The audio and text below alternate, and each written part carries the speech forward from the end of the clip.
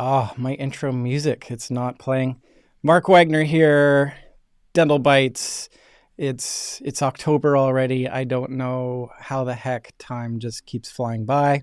I hope everyone out there is having a good back to school period. I've got two little kids, and the juggle in between sports starting up, school starting up.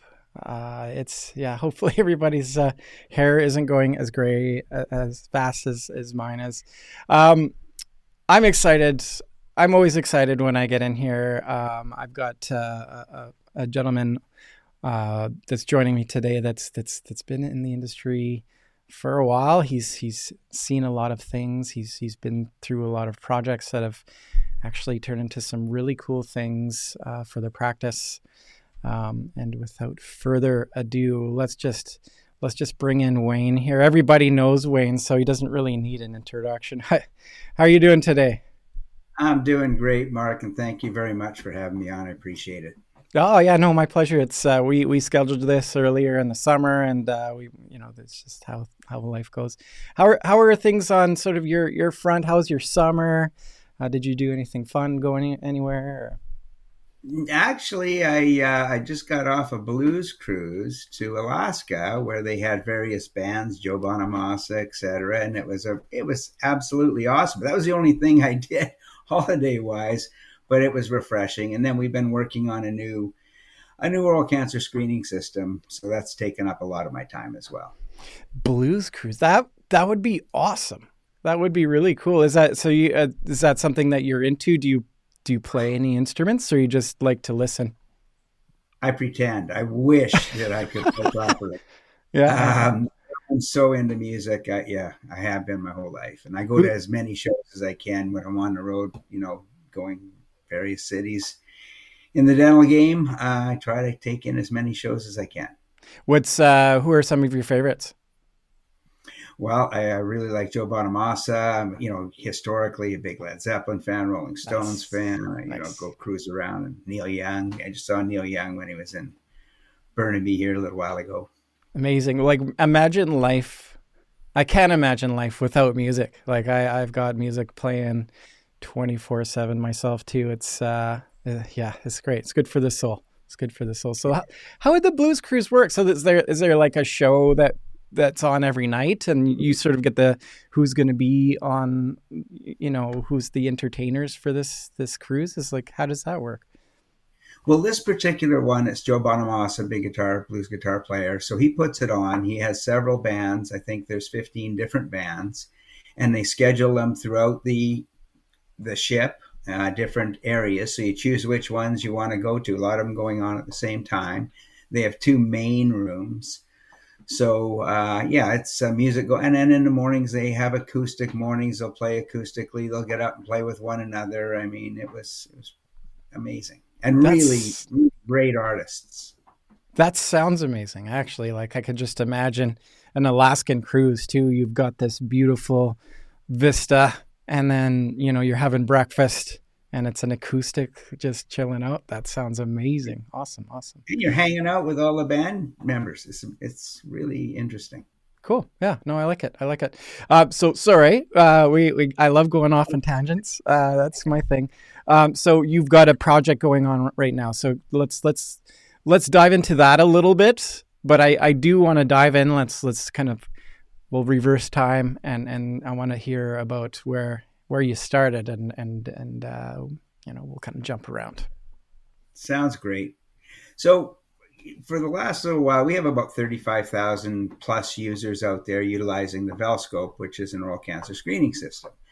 So we've taken the feedback from them and decided it's time to develop a new version of the VELscope, which obviously does the same thing in terms of utilizing blue light fluorescence to find dysplasia and oral cancer early. But what we've done is we've added surgical white light to it, and we've added polarized light to it, so we can see things better without reflections. So gives the clinician much more information, and we've also made it less expensive. And then to basically take images, we've put together a much simpler system, user-friendly system, and less expensive system. So there's no reason for all clinicians not to be screening, getting Yeah. over that price barrier.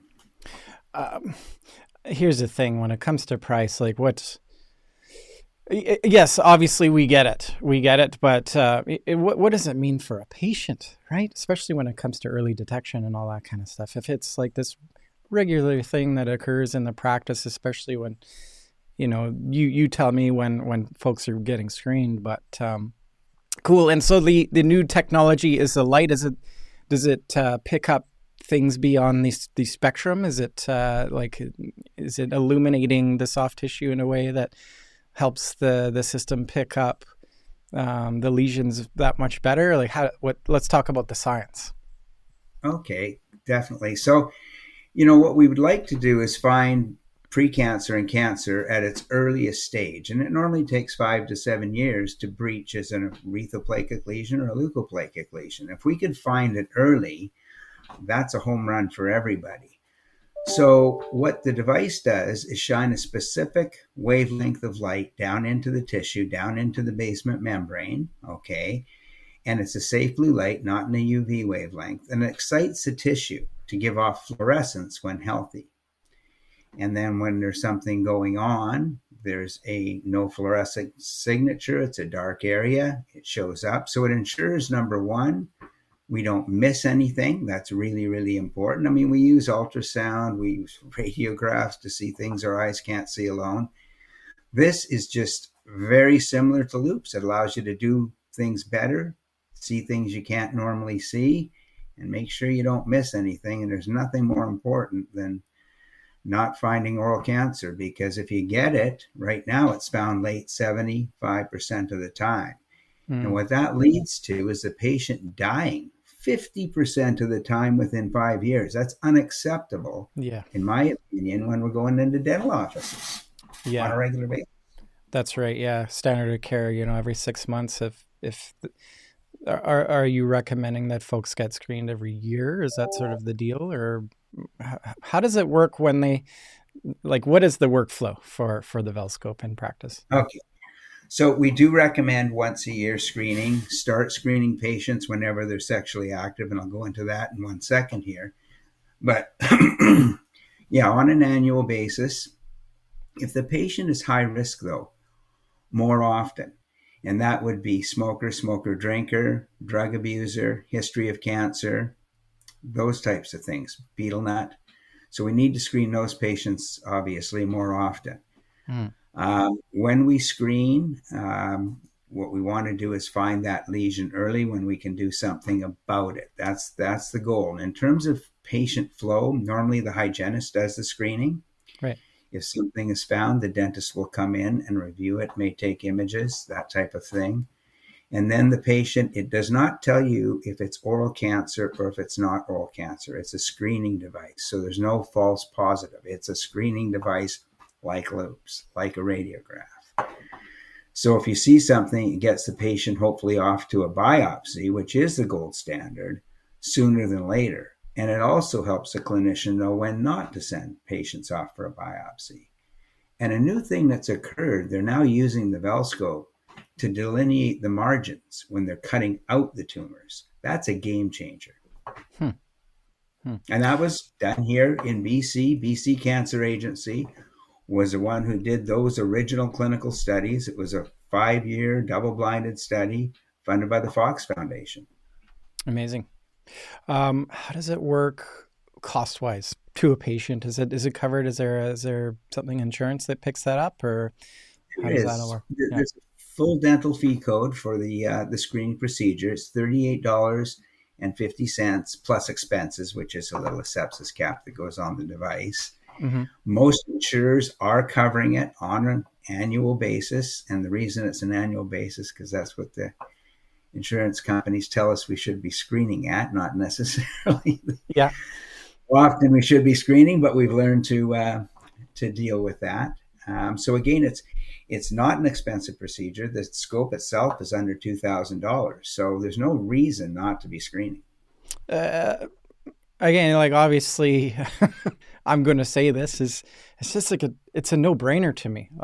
Just in terms of the incredible value that that device could offer. Like that's if it's the difference in between saving somebody's life now, like I think every dental Well, practice in the world should have something like this. It's just it's should become standard of care. Is that the direction that this is going? Like I would, I is would that the hope so. vision? Now, from a patient's perspective, and I thought this would have happened a long time ago when we first started, when this came from the BC Cancer Agency. But, it hasn't. And it's been a variety of factors. If I'm a patient, I definitely want to be screened with the device. If I'm HPV positive, I definitely want to be screened. Smoker, drinker, I definitely want to be screened. Mhm. And again, but the problem I see in dentistry is that a lot of practices, even though on your annual exam you're paying to have an oral cancer screening, forget the VELscope for a minute. Your part of your exam is an oral cancer screening. Hung out with a 2x2, side to side, full palpation. That's part of what you're supposed to be getting. And unfortunately, not all practices are doing that. Yeah. That's one of the big issues. So it's being found late, like I said, 75% of the cases. It's unacceptable. Yeah. Well, you think in terms of just radiography, like um, you can't see what you can't see. If any technology that aids in the limitations of our mind and eye, like it's just it just seems like a no brainer, and the price point is makes it a very feasible opportunity. So it seems like a no brainer to me. Um, Well, sorry, other things that show up too, besides dysplasia and oral cancer, it shows up bacterial loads, so periodontal issues, sleep apnea, shows up right. bright orange. Oh, there So you it go. shows you a lot of other stuff that's important as well. Right. The software that runs alongside it, is there any sort of AI that's going to be rolled into the imaging of the device? Like what's the software look like? Well, it's funny. So the device works in two modes. One is just direct viewing scope. There's nothing, it's just a scope that you look through Yeah. and view the patient's oral cavity. So that's one side of it. Now, on the other side of it, so the idea is it keeps that inexpensive. You can attach a viewing device. In this case, it's an iPod Touch. An iPhone will work with it. So it allows you to capture the images. So you capture the white light image, the VELscope image. And then we have a site called oralmedicine.com where you upload those images plus all the patient demographics, not the name, but health history, lesion history, medication, those types of things. And then we provide a second opinion to the clinician to assist them to know what Awesome. to do next. Is this And that's an learning AI. So, sorry, to just stay with that. We're building with the University of Washington and people here at the BC Cancer Agency and KELS an AI algorithm to take all that data that we're getting from all these yeah, cases to help automate that process. brilliant. Yeah, that's we're going that direction whether you like it or not, right? So I I love just I love it too. I just think in terms of again back to our mushy human suits where there's limitations in our eyes and in our minds, and if we can aid ourselves with technology, that's the beautiful stuff that comes out of the technology. So that's amazing. And yeah, the accumulation of data is huge. So, and sorry, you mentioned that there's somebody on the inside that will aid in sort of the diagnostic part of it. Like they're working in tandem. Is it somebody from BC Cancer that's helping out with the it. screening stuff? So everybody's probably familiar in the dental community here with Dr. Sampson Ning, who was instrumental in the development of the project when he was at the Cancer Agency in UBC. So he worked with another excellent clinician out of University of Washington, Dr. Edmund Truelove. So he's an oral med specialist. So Sampson's busy. Now he's assisting us with the new scope, But in terms of doing the consultations, he's not doing it anymore. So it's Dr. Truelove and several other oral med specialists and oral pathologists in the United States that we're utilizing. That's awesome. Yeah. And it's a second opinion. We're not trying to get into the diagnostic thing. We're just trying to help the clinicians understand what they're looking at. No, I think that's great. Anytime that you can utilize a specialist, you should be. It's doing it all on your own, right? It comes down to that. Like the more we can work as a community with this type of thing, I think just benefits the patient. So let's do that where there's somebody that's they're knowledgeable on that front. That's awesome. What a great value add to the service. All right, back to the so let's rewind a bit. See, I don't want to like cut off the conversation. We went deep into it there. It's great. Where did it all start for you? Let's reverse back in time. Let's talk about when you first got into the industry. Oh boy. What did that look like? That was a long, long time ago. So about 35 years ago, we were doing imaging, and it was imaging for originally hair salon, trying different hair. This is in the DOS days, a long time ago. DOS. So showing people what they look like with the new hairstyle. Then we got into plastic surgery and then dentistry, showing people what they could look like with different smiles. And we worked with LVI, Dr. Rosenthal, a variety of different groups. So that was just cosmetic imaging. And that got us into, obviously, the early days of digital x-ray. I worked with some of the original groups that brought the sensors over from France. We had the first sensor in North America here in BC, and that was Healthco Patterson in those days. And then we progressed on. We developed an image database, and that was DICOM Imaging. We ended up selling that off to Carestream Kodak Imaging. And while I was working with them as a director up here in Canada, I was providing the database to the BC Cancer Agency, and they were cataloging their images. And I saw this really cool device that was there utilizing fluorescence.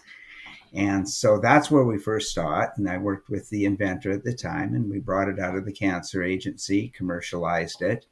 But they were doing this fluorescence with a variety of things. They were doing lung-based tissue fluorescence. It was called the Life System, and it came out of the BC Cancer Agency here. They were utilizing the technology for cervical cancer, colorectal cancer, skin cancer, and then obviously into the oral cavity. And that was, back in 2006, where we came out with the first device, and it was a big metal halide lamp and a corded unit. And then now we're down to a little handheld, taking it from op to op kind of a setup. It's much simpler now. Yeah. So that kind of gives you a history. And I've worked with various companies in imaging throughout the years. What are you most proud of? Like what's the sort of a shining moment for you looking back on it all? This is it. I mean, there's nothing better than assisting clinicians and saving people's lives. This does save people's lives. We have many, many cases. There's a great article coming out in Dentistry Today. But the bottom line is, if I can contribute back or be a part of a team that contributes back to saving lives, there's nothing, that's it. That fulfills my life. That's good. And the reason I'm keeping going with this, with the new device, is we want to get it into more offices. We know it works. We have over 38 clinical studies showing that it works. Yeah. So, it's just, I got to keep this thing going. What type of pushback do you get? Is it usually price? I would imagine that, any clinician that you're having a discussion with this about and what it means, like why, what sort of pushback do you get with it? Well, I think, first of all, a lot of offices, like I mentioned, aren't screening as much as they should be. That's for sure. And I can give you many, many cases of that. But having said that, that means it's a behavioral change in the office. So that you need to give your hygienist enough time to do an appropriate screening, and if they're doing screenings at all. So it's not within normal limits, and hopefully not. We never looked. So I think that's the first thing to overcome. And then in terms of the technology, when we first came out, everybody thought it was going to be a red light, it's got cancer, green light, it doesn't have cancer. Well, right. It was never meant to be a test. It's a screening device. It finds all sorts of abnormal mucosa. a radiograph doesn't give you a red and green light. So that was one of the things. And then was, oh, you don't have enough clinical evidence. Well, now 38 clinical studies, the naysayers, there's no case for them anymore. Yeah, yeah. That's the important piece. And my goodness, no, like I'm sure, like give me a good story. Like there must be a we saved this guy's life story out there. Let's hear one of these. Like I'm sure um, people are really excited when it comes back. They get it in practice and it does its thing. Is there a I good get it story all that you can the time. share? Oh, I got many, many. When we do trade shows, people come up, we found this, saved the patient's life, how appreciative the patient was. But kind of teeing me up on this one, this month's Dentistry Today, there's very a lot of Canadians will recognize Joanne Jones, who's a hygienist, speaks on oral cancer, has for years and years. She's on the front cover, and she's citing a case with Dr. Sampson Inc. So the first case where the poor patient had oral cancer, same type of lesion, same type of cancer, same location. And in the first case, it was misdiagnosed. And Mm, it goes through the whole traumatic thing. All the medical records are there for that one. Then there's the second case that was done by Dr. Sampson Ing. And again, utilizing the scope to cut out the area, so on and so forth. So it goes through these two cases and shows what happens when things go sideways or things are done correctly. And I think that underlines, what we're trying to accomplish: find disease early, hopefully save patients' lives. And when you get oral cancer, you're going to have part of your, if it's found late, tongue cut out. You're not going to speak the same. You're not going to eat the same. And then, like I said, after 5 years, you're probably going to die half the time. It's yeah, just not right. Not yeah, right. yeah. It's crazy. My wheels are turning right now. So if folks want to get more information, get in touch with you, what's the best route? Well, my email is wayne.rees@velscope.com. You reach me directly.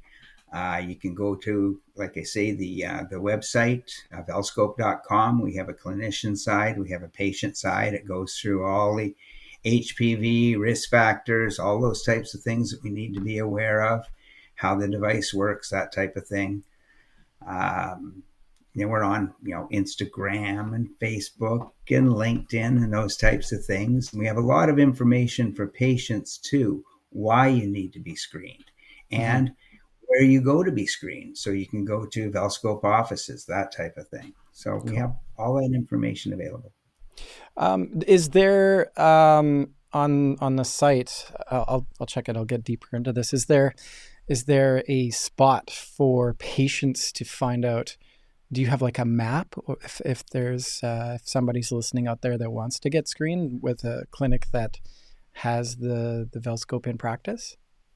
Absolutely. So we have a practice locator, and the offices that take our full CE accreditation courses and get a certificate are listed on that site. Mhm. And then what we do is, we try to drive patients to those particular practices. Awesome. I love that. That's great. Whoops, playing your music there. I don't know if you can hear that, but awesome. We need to have a deeper discussion. I would love to help you promote this out there. I think um, what this means for somebody. Like I've had several loved ones go through cancer, and I have somebody that I love dealing with it right now, and it's time is of the essence when it comes to these things, and early detection is the name of the game. Um, I love that you're doing this work. I love that you're passionate about it. Is there any closing thoughts? Anything coming into this conversation that you really wanted to get out there? I just think that everybody needs to be aware that, with human papillomavirus 16 and 18, the same causative factor of cervical cancer is now directly associated in causing these new oral cancers. The numbers come when I started 30,000 new cases. Now we're up to 60,000 new cases in North America. We need to be aware. If you are sexually active, HPV, you need to be screened. And unfortunately, we need more awareness of that fact. Yeah, I agree. Education is key, isn't it? And awareness. Awareness is everything. You don't know what you don't know. So, here's to you and continuing your fight here. I think it's what passionate, like purposeful work you have, Wayne. Like that's awesome, and good for you for driving this forward. And like, let's get this into every practice in North America at least, right? Let's. Yeah. This. What a beautiful like. This is when technology is pretty amazing stuff. Well, it's interesting too. Our team that's worked on this was there day one. 2006, when we started, the same people that we're working with are the same people are here today. This group is driven, they're focused, and I'm just proud to have them working with me. We've been a team since day one. It's awesome. I'm proud of that. Yeah, that's cool. And whenever you can get behind something that has so much purpose, like I can see the it's pretty cool. Like the ultimate goal, and like you're releasing new technology into it now, which is pretty cool. It just means more lives saved, and that's pretty awesome. Is there? So sorry, 60,000 screenings so far. Like you mentioned a stat there. What Millions was and that? millions of screenings. We have 35,000 units out in everywhere from China to India, all over Got the it. place. Got it. But Got it. 60,000 is a number of new cases per year. Right. Okay. And sorry, So, where was this? Is this global North America, based? Just North America. Sorry. just Uh, North America. Yeah. my wheels are turning here. That's Crazy. yeah. Yeah. Wow. Wow. So I mean, there are folks within people's patient bases right now that with this device could save their life. Well, I had an interesting story from a very well-known dentist here in town, and so this was when we first started out. So he said to me, he got the VELscope and was screening, and I've never seen, and he was getting close to retirement. I've never seen oral cancer in my practice over all these years. That year, he found 3 with the scope in his patient base. Right. So it's in there. It's yeah. Are you going to find it early or are you going to find it late? That's the question. Yeah, and you did mention sleep apnea. It picks these things up as well, and something about bacteria.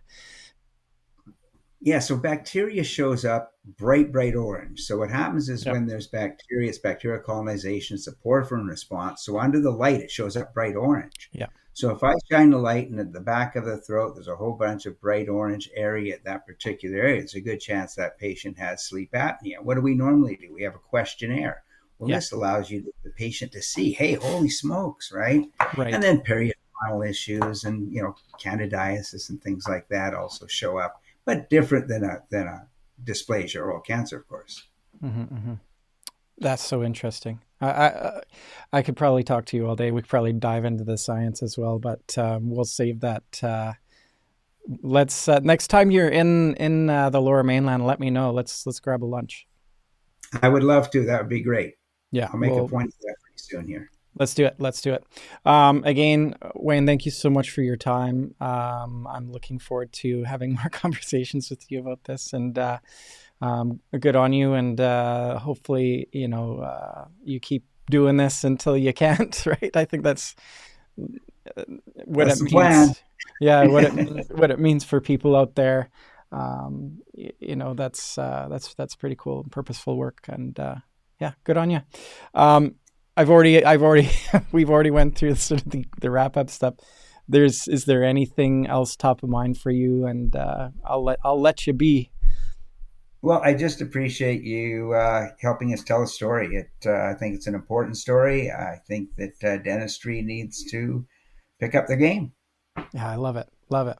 And then yeah, everybody that's tuning in, make sure you get on and check it out, and get in touch with Wayne and have the conversation and get this technology into your practice. It's there's no reason that you shouldn't. I think there's maybe an obligation for you to have it, That's my personal opinion. I'm not being paid by Wayne here too. I just think this is just, I think it's cool. I think it's the right thing to do. But we'll leave it at that. Yeah, Wayne, enjoy your weekend, and I'm looking forward to chatting soon. Well, thank you so much, Mark. I really do appreciate it. Thank you. Okay.